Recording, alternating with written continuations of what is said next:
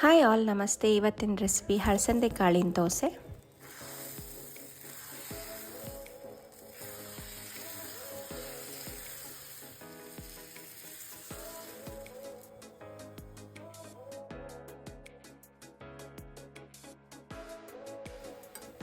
ನೋಡಿ, ಈ ದೋಸೆ ಎಷ್ಟು ಕ್ರಿಸ್ಪಿಯಾಗಿ ಗರಿಯಾಗಿ ಬಂದಿದೆ.